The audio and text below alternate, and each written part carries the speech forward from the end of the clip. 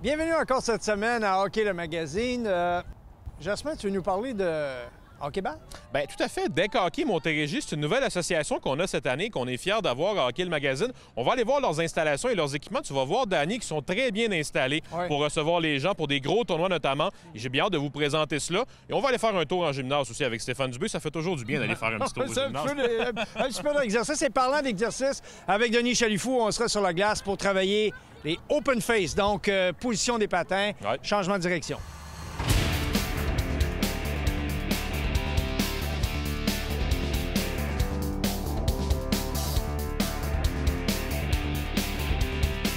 Hockey le magazine vous est présenté par le Trio Hockey, Sport Rousseau, Hockey Expert et l'Entrepôt du Hockey, en collaboration avec l'Académie CCM, à fond avec l'Académie CCM et Deck Hockey Montérégie. L'expérience à son summum.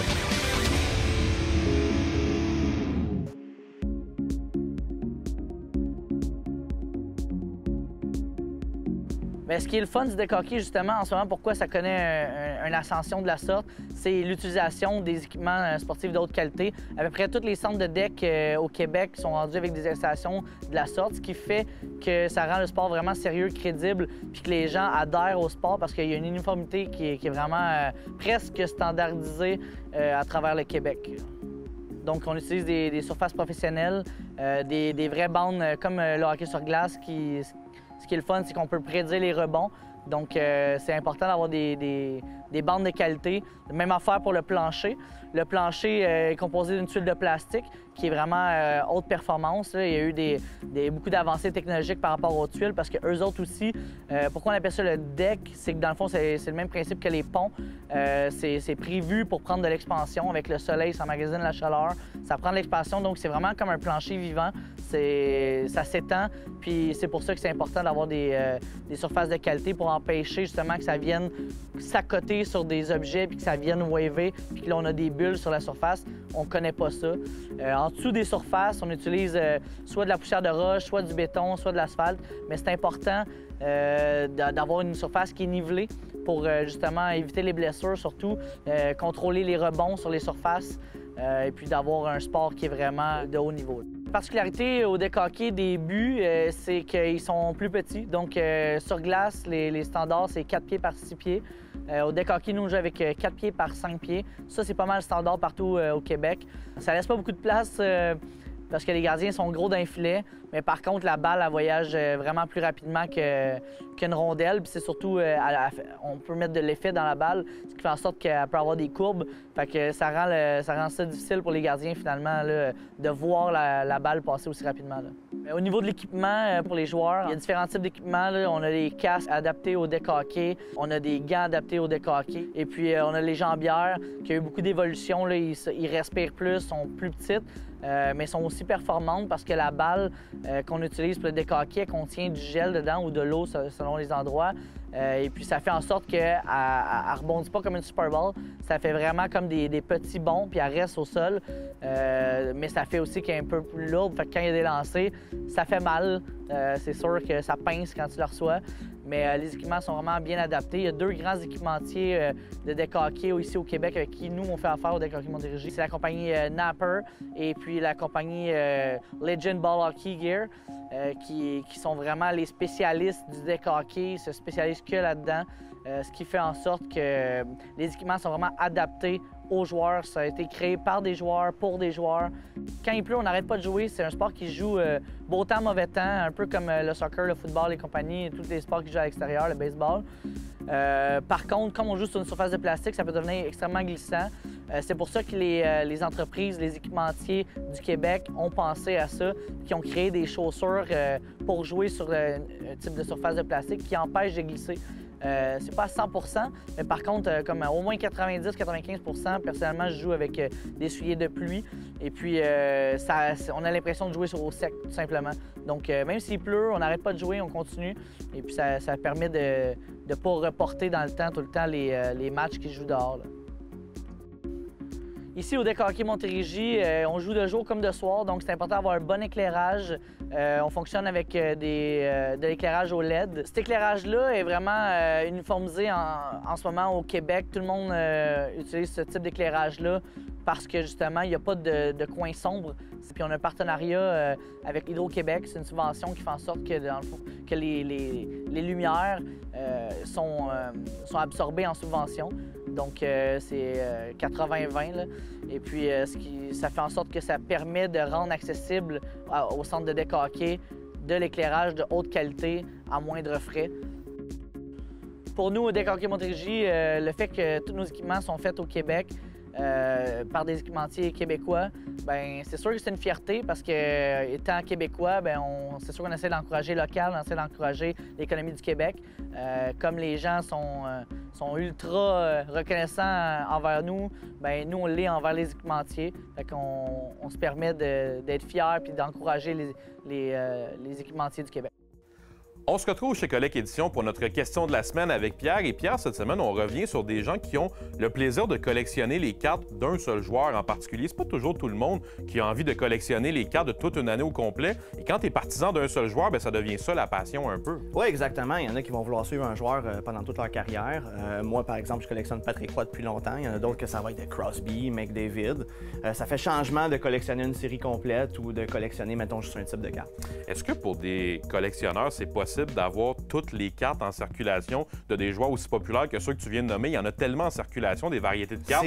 C'est physiquement possible, mais l'affaire, c'est que maintenant, il y a des cartes qui vont jusqu'aux cartes uniques, les 1 de 1 qu'on dit, ou même des cartes sur 5 ou sur 10.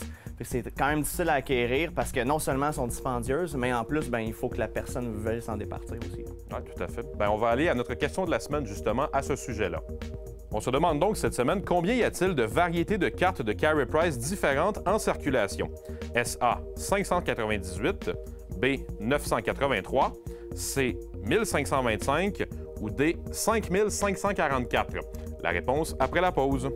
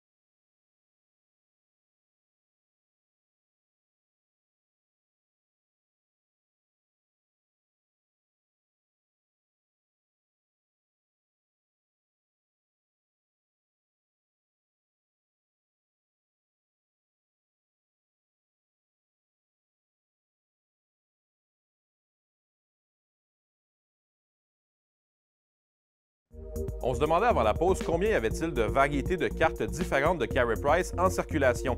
La réponse est D 5544. Et Pierre, ça frappe l'imaginaire, un chiffre aussi haut que ça pour Carey Price qui est encore en activité. En plus, Carey Price, c'est même pas un joueur retraité. Ça en fait énormément des variétés de cartes. Comme on le disait avant la pause, ça devient difficile de tous les avoir. Bien, c'est presque impossible, mais c'est faisable. Au moins, ça donne une espèce d'embarras du choix, dans le fond, à celui qui veut le collectionner. Puis c'est pas celui qui en a le plus. Mettons Wayne Gretzky, Patrick Roy, on parle de 10 000 cartes et plus. C'est assez spectaculaire. Merci beaucoup, Pierre. Ça fait plaisir.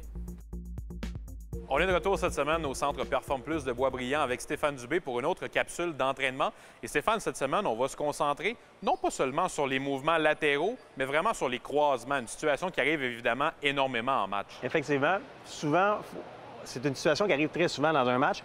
On a juste à penser, tu t'en vas au filet, tu débordes le défenseur, tu vas avoir un croisement pour déborder le joueur, mais la force de ton croisement est très importante parce que tu vas aller chercher de la vitesse.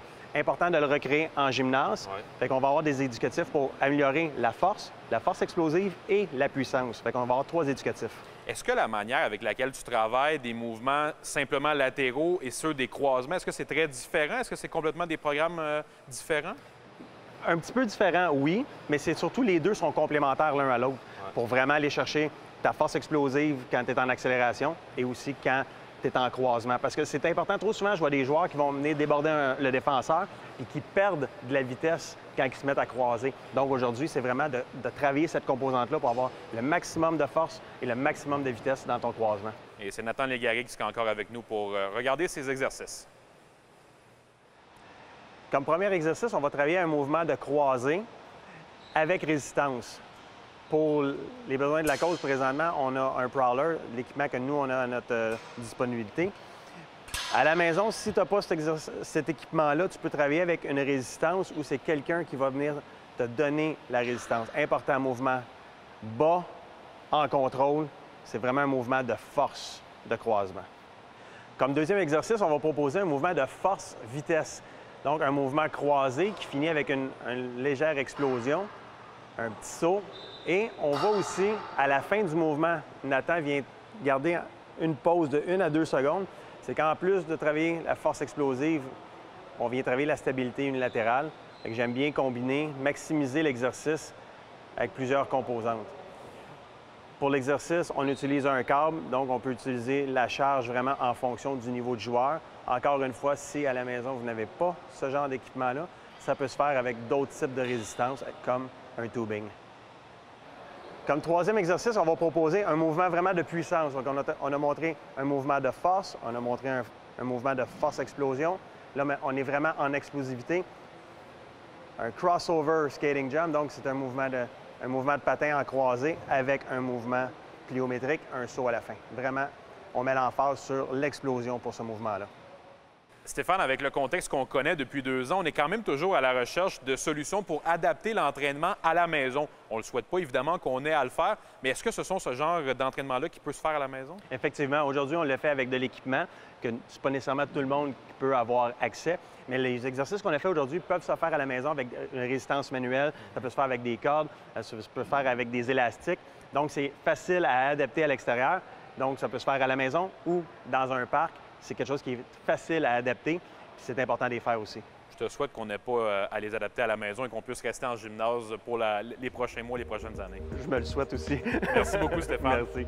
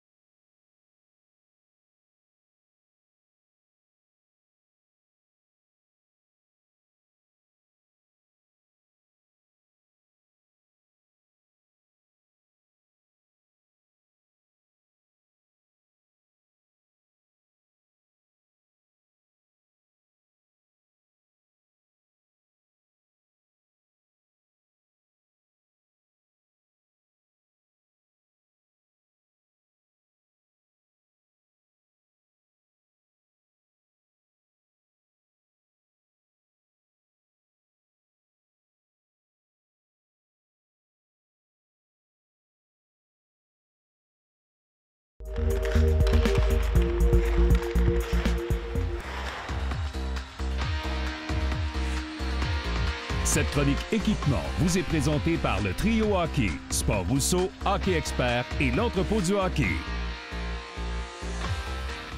Cette semaine, à la capsule équipement, on y va d'une pièce qu'on ne voit pas beaucoup, cachée sous le chandail, mais qui est importante au niveau de la protection. On parle des épaulettes. Oui, tout à fait. C'est une pièce encore très importante, surtout si tu joues contact ou tu bloques des lancers, des choses comme ça. Il y a vraiment plusieurs options qui s'offrent aux joueurs, point de vue épaulière, épaulette. Puis CCM, Sherwood et Bauer font des produits encore cette année de vraiment haute qualité. On voit que là aussi, la technologie a évolué parce que c'est plus les grosses coquilles très rigides qu'on avait habituellement sur les épaules. Là, c'est beaucoup plus, un peu plus mou, puis plus près du corps. Bien, c'est beaucoup les matériaux utilisés de nos jours ils protègent autant, sont plus profilés sur le corps, donc beaucoup moins larges. Tu ressembles moins à un joueur de football, si je peux dire. Mais il y a aussi le fait que lors d'un impact, les joueurs adverses, il peut se faire mal, évidemment, sur une mise en échec quand même violente. Mais l'impact, l'équipement est fait pour absorber les chocs plus qu'à l'époque. Et c'était très carré au niveau des épaules à l'époque. Là, je vois qu'il y a des ajustements un peu partout, qu'il y a plusieurs pièces qui sont flexibles. Ouais. Mais tout à fait, que ce soit la Jet-Speed FT4 Pro qu'on a ici, la Ultrasonic ou la Wrecker R1 qu'on a ici, il y a plusieurs ajustements au niveau des bras, des avant-bras. Donc, tu peux ajuster la longueur, dépendant si tu es plus petit, plus grand, puis s'assurer qu'avec tes protège-coudes, l'ajustement soit également au bon endroit. Comme athlète ou comme joueur qui va venir se choisir une paire d'épaulettes, c'est quoi les critères qu'il doit regarder pour savoir qu'il est bien protégé? Bien, ça dépend le genre de joueur. C'est un défenseur qui bloque des lancers, peut-être que c'est un attaquant défensif à la Philippe Danault, en exemple. Peut-être que ça prend quelque chose d'un petit peu plus de padding. C'est sûr qu'il y a des parties qui sont amovibles, comme le bas de certaines épaulettes, que tu peux retirer, mais c'est vraiment la protection qui est le critère numéro 1. Critère numéro 2, c'est l'ajustement. Donc, dans la famille CCM, Bauer, Sherwood, il y a différentes lignes, que ce soit Supreme et Vapor chez Bauer ou Jet Speed et TAC chez CCM. Il faut s'assurer que ce soit le bon ajustement. Il ne faut pas que ce soit juste une question de look, si tu trouves ça plus beau. Il faut juste s'assurer avec nos spécialistes en magasin que vous faites le bon choix qui maximise la protection pour minimiser les blessures. Et le but d'être confortable aussi. Et dans ce confort-là, de se sentir à l'aise, le poids des épaulettes est un autre facteur. Oui, tout à fait. Mais de nos jours, les épaulettes, selon les prix, le poids est vraiment similaire, à l'exception peut-être de la série CCM Jet Speed, qui est peut-être un petit peu plus légère que les autres. Mais confort, poids, ajustement, c'est vraiment les choses qu'il faut regarder. Au niveau des épaulettes, il y a une grande amélioration, surtout au niveau des matériaux. Je me rappelle une époque où c'était des grosses coquilles très rigides au niveau des épaules. Ça a beaucoup changé. Oui, effectivement. Maintenant, c'est des mousses de différentes densités utilisées par les fournisseurs. Donc, lors d'impact, la distribution du choc est beaucoup plus distribuée. C'est beaucoup mieux. Donc, à l'époque, le plastique, tu avais un choc, ça faisait mal à toi et la personne qui recevait la mise en échec. Maintenant, on peut quand même se faire mal, mais l'impact est beaucoup moins violent. Et je remarque sur les 3 paires d'épaulettes qu'on a ici, une protection à l'avant. C'est la protection pour? Le sternum. Donc, c'est important. Peu importe le prix que tu vas payer tes épaulettes, tu vas tout le temps avoir une protection à l'avant. Donc, si tu bloques des lancers, tu te couches devant des lancers ou même une rondelle déviée, c'est important d'avoir une bonne protection à l'avant. Et j'ai remarqué sur celle-ci qu'on a de Sherwood, il y a même une protection à l'arrière. Oui, exact. La plupart des épaulettes en ont. Celle-ci, chez Sherwood, est un petit peu plus évidente. Mais ça, c'est vraiment important. C'est un attaquant devant du filet, puis que toi, tu étais défenseur, Bruno. Tu as sûrement donné des coups de Sherwood dans le dos de certains attaquants.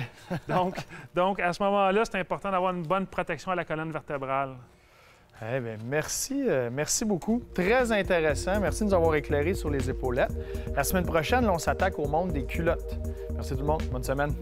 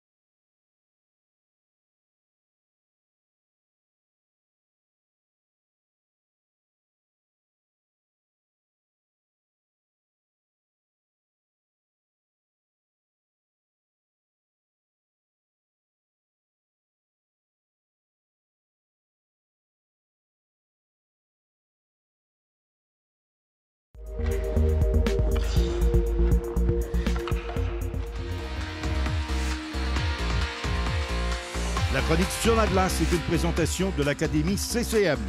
À fond avec l'Académie CCM. Bienvenue à l'Académie CCM, présentée par Play 360. Encore une fois cette semaine avec Denis Chalifou. Denis, un de nos ambassadeurs d'ailleurs de l'Académie.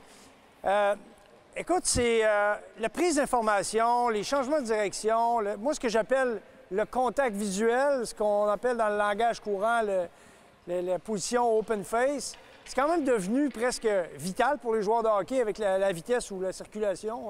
Tu as tout à fait raison, Danny, puis je te dirais, je rajouterais un volet de sécurité.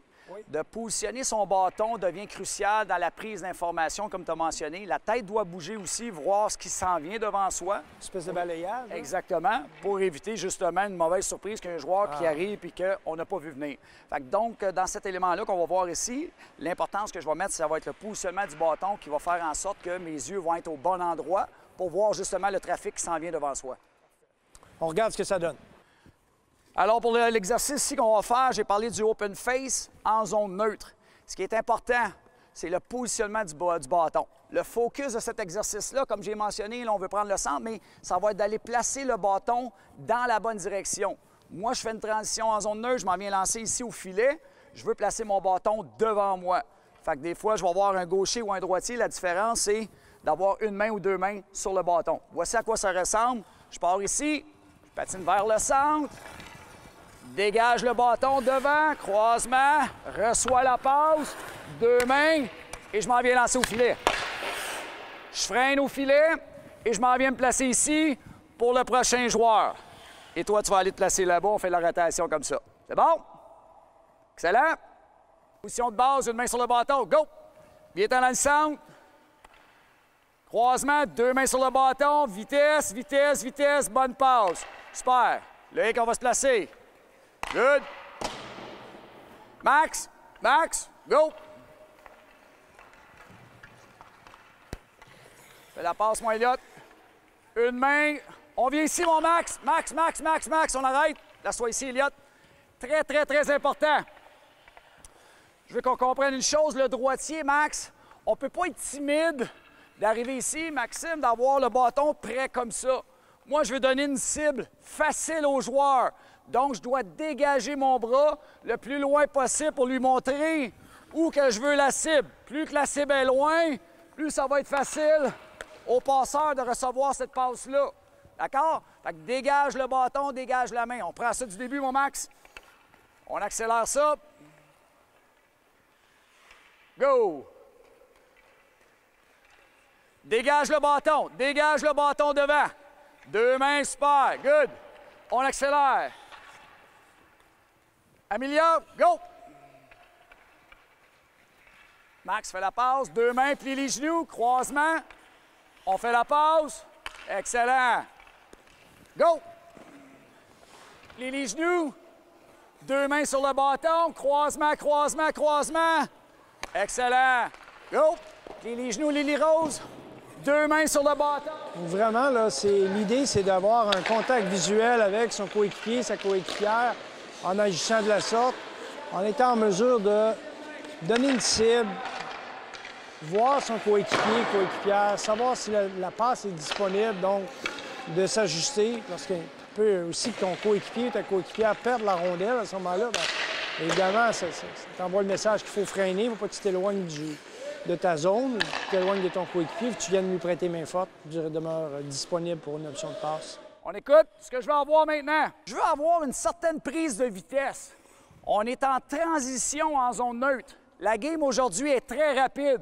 Je ne peux pas avoir un joueur ou une joueuse qui s'en vient ici puis qui se contente d'avoir des croisements comme ça. On va aller chercher le maximum de vitesse. J'arrive ici, dégage le bâton. On va avoir des croisements avec énergie pour s'assurer d'avoir une vitesse lorsqu'on va entrer en zone neutre, en zone offensive pour aller prendre un tir au filet. Fait que c'est important d'avoir énormément de vitesse dans nos croisements pour avoir une bonne attaque. Go!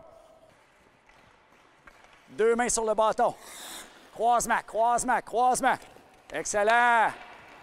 Go! Plie les genoux, plie les genoux. Super. Deux mains sur le bâton. Croisement, croisement, croisement. Good. Go! Une main sur le bâton, Luc. Dégage le bâton, dégage le bâton. Excellent. Go, Max. Pour les droitiers, c'est un peu plus difficile parce que faut avoir une main sur le bâton au départ, donner une cible, c'est un petit peu plus difficile. Ici. Ça fait quelques fois, je te vois, là, regarde bien ça. Voici ton positionnement. Lorsque tu t'en viens ici, toi, tu mets tes 2 gants de main. OK? On veut éviter ça. Moi, j'ai pas besoin d'avoir 2 gants comme ça. Moi, je m'en viens ici. Lui, ce gars-là reste là. C'est une main, le bâton que la main que le bâton que je veux dégager devant, et non les 2. Exact. Croisement, croisement, croisement. Boum, on va lancer. Alors, Denis, t'es pas mal dur avec les jeunes. Tu veux même pas ça facile. Écoute, ce qu'on vient de voir, c'est quand même du matériel assez relevé en termes de niveau de jeu. Tu as tout à fait raison, Danny. Il y a beaucoup d'éléments dans cet exercice-là. Puis, effectivement, tu as raison. Lorsqu'on s'en vient ici, le positionnement du bâton, avoir une vitesse croisement arrière, prise d'information, bonne réception de passe, il y a énormément d'éléments qui sont dans l'exercice. Par contre, on s'est quand même relativement bien débrouillé, mais il faut y aller une étape à la fois. Moi, je voulais mettre vraiment l'emphase sur le positionnement du bâton qui va nous permettre d'avoir justement une bonne prise d'information, voir ce qui s'en vient devant soi. Fait que vous pouvez même aller travailler ça à l'extérieur. Bon entraînement. Oh, ben, Jasmin, ça passe toujours vite. Hein? Ben, tout à fait. Mais on peut se donner un rendez-vous pour la semaine prochaine. Bien, tout à fait. La semaine prochaine, on va retourner voir Stéphane Fournier, physiothérapeute qu'on a découvert il y a quelques émissions. On va le revoir pour une 2e fois maintenant dans notre émission. Et on va également s'entretenir avec Marc-André Dumont, un entraîneur-chef québécois émérite qui s'implique beaucoup au niveau du hockey Midget 3 également. Il va vous en parler la semaine prochaine. De ton côté? Bien, avec Katia Hydra, on va parler du tir-poignet. Et dans les petites catégories, souvent, là, on a tendance à vouloir lever la rondelle très rapidement, puis on se concentre trop là-dessus. Alors, Katia va nous donner quelques bonnes indications à comment développer son tir du poignet. À la semaine prochaine. Hockey le Magazine vous a été présenté par le trio Hockey Sport Rousseau, Hockey Expert et l'Entrepôt du Hockey, en collaboration avec l'Académie CCM. À fond avec l'Académie CCM et Tech Hockey Montérégie. L'expérience à son summum.